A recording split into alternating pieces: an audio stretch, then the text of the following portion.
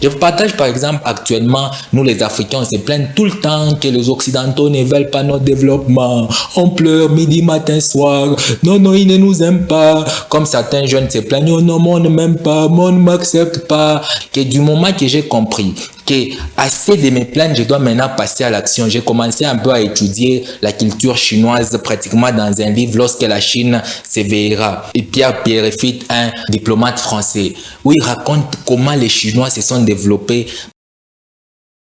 Alors, comment vous pouvez avoir les contrôles sur votre vie, sur vos finances? Nous, les humains, on aime bien avoir les contrôles sur les choses autour de nous, les contrôles sur notre chérie, les contrôles sur nos proches. On aime bien déterminer l'avenir. On aime bien s'assurer que les choses marchent très bien.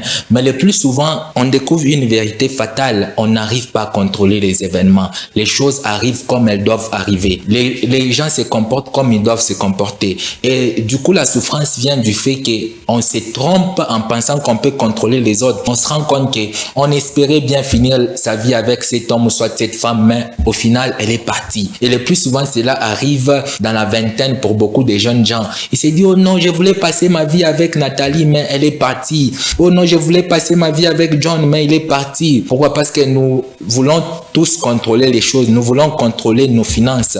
Que déjà, la première vérité que j'aimerais vous révéler, c'est vous devez savoir qu'une crise se produit tous les 3 mois. Donc, vous devez comprendre que vous ne pouvez pas contrôler les choses qui arrivent. Mais rassurez-vous, j'ai un côté que vous pourrez contrôler dans votre vie pour des fois influencer les événements. Donc, il y a une différence entre contrôler les événements et les influencer. Donc, vous devez savoir que vous n'avez pas les contrôles sur les choses extérieures. C'est d'ailleurs une philosophie stoïcienne que vous ne pouvez pas contrôler le monde autour de vous. Vous ne pouvez pas contrôler votre chérie, vous ne pouvez pas contrôler votre boss, vous ne pouvez pas contrôler vos enfants. Ça arrive comme ça arrive. Les stoïciens appelaient ça le monde extérieur. Alors, quelle est la chose qu'on peut contrôler pour orienter sa vie? Les stoïciens appelaient ça l'intérieur, ses sentiments, ses émotions. C'est qu'on pouvait contrôler. Parce que je peux vous assurer, vous pourrez passer tout votre temps à vous plaindre, mais n'arriver à rien. Je vous partage par exemple actuellement, nous les Africains, on se plaignent tout le temps que les Occidentaux ne veulent pas notre développement. On pleure midi, matin, soir. Non, non, ils ne nous aiment pas. Comme certains jeunes se plaignent, oh non, moi on ne m'aime pas, moi on ne m'accepte pas. Ces pleurnichards n'arrive généralement à rien. Moi, je peux vous rassurer, je n'ai jamais vu une victime arriver à gagner. Jamais, ça n'existe pas. Quelqu'un qui se plaint tout le temps. Moi, je peux vous rassurer que du moment que j'ai compris que assez de me plaindre, je dois maintenant passer à l'action. J'ai commencé un peu à étudier la culture chinoise pratiquement dans un livre lorsque la Chine s'éveillera. Et Pierre Pierrefitte, un diplomate français, où il raconte comment les Chinois se sont développés par le travail. Mais j'aimerais faire remarquer un aspect qui est super important. Donc, les Chinois ont compris qu'ils ne peuvent pas contrôler les Américains. Ils ont compris qu'ils ne peuvent pas contrôler les Chinois. Ils ont compris qu'ils ne peuvent pas contrôler le monde autour d'eux, mais ils pouvaient contrôler leur perception du monde. Ils ont compris qu'ils devaient se mettre au travail, qu'ils devaient commencer à travailler dur. Et les Chinois, dans leur stratégie, qu'est-ce qu'ils ont fait? Les Chinois ont un principe selon lequel il faut être comme un Américain et les dépasser. Voilà pourquoi les Chinois, ils ont envoyé leurs frères aller étudier aux États-Unis pour les cas pratiquement de Mao Zedong. Donc, on a envoyé les Chinois aller étudier aux États-Unis parce qu'ils voulaient être comme les États-Unis. Ils voulaient devenir comme les Américains. Vous savez, moi, je peux vous rassurer, vous ne pouvez pas devenir quelque chose que vous ne voyez pas dans votre esprit. Et ce que vous voyez dans votre esprit est souvent déterminé par les gens que vous voyez. Voilà pourquoi il faut avoir des références mentales si vous voulez atteindre un certain niveau. Par exemple, pour moi, ma référence mentale, c'était Barack Obama, Gandhi. Je voulais devenir comme ces personnalités-là dans l'art oratoire. Donc, ils m'ont servi des guides, ils m'ont servi des chemins, donc j'ai commencé à prendre leur stratégie. C'est la même chose qui s'est produit avec les Chinois. Ils ont pris les États-Unis comme leur référence. Alors, qu'est-ce que les Chinois ont fait? Au lieu de combattre les Américains, au lieu de créer des groupes, oh non, les sémites, au lieu de créer des groupes, les groupes anti-blancs, c'est juste un passe-temps. Cherchez à vous poser des questions. Qu'est-ce qu'ils font et que nous aussi, nous pouvons faire? Je peux vous assurer, parmi les sources inépuisables pour découvrir ce qu'ils font, il y a les livres. Mais vous allez nous dire, mais ils nous ont amené les livres. Moi, je dis le plus souvent, cherchez toujours ce qu'on ne vous a pas donné. C'est très important. Et cela ne s'acquiert que par des recherches continues. Donc, vous devriez chercher. Par exemple, je vous ai dit que les livres, en réalité, les livres ne sont pas ennuyants. Les livres parce que nous, on a reçu des livres ennuyants. Nous, on a reçu des livres, je peux dire des livres toujours techniques. C'est comme l'effet de manger. Vous n'allez pas directement commencer à manger.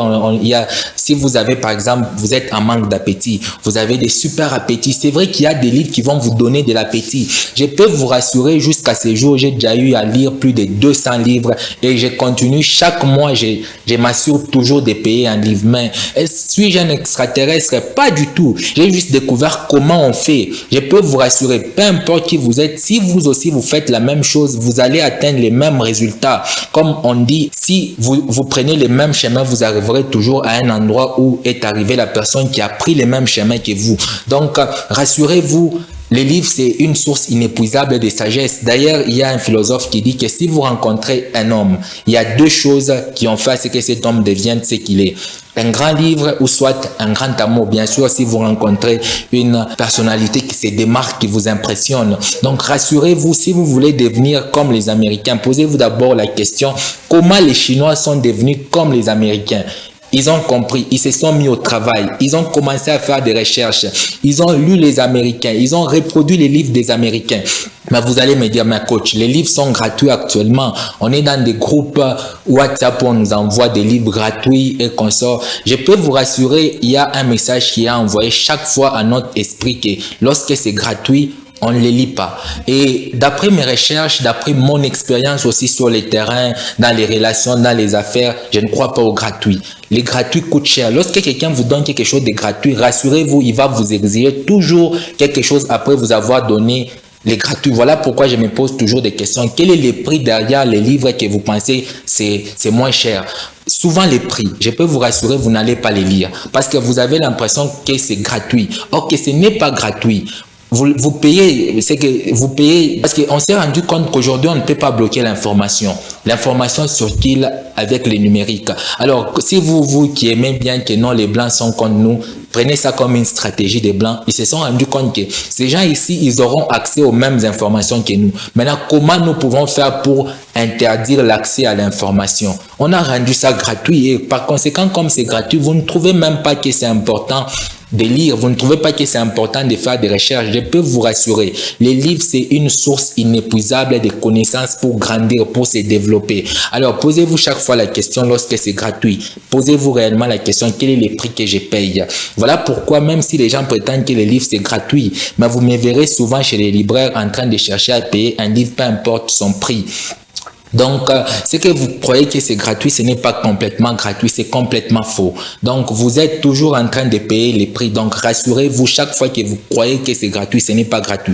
Vous payez les prix. Alors, rassurez-vous que chaque fois d'avoir quand même un livre même à lire. Je peux vous assurer, on a posé une fois à Bill Gates la question, quelles sont les choses qu'il achète les plus sur Amazon? Vous connaissez sa réponse, il achète plus les livres. L'homme le plus riche, il achète plus les livres. Mais je peux vous poser, quelles sont les choses que vous achetez les plus au marché? On vous dira, oh non, j'achète les habillés, consorts. Voilà pourquoi vous êtes pauvre. D'ailleurs, David Oyedepo dit que si votre bibliothèque est moins garnie que votre garde-robe, vous êtes un homme pauvre. Et ne soyez pas surpris lorsque vous voyez, par exemple, vos amis être ovationnés, que non, ils sont meilleurs, ils sont éloquents. Ne pensez pas qu'ils sont sortis directement de la cuisse de Dieu. Non, ils se sont développés, ils se sont donné le temps de lire. Je peux vous rassurer.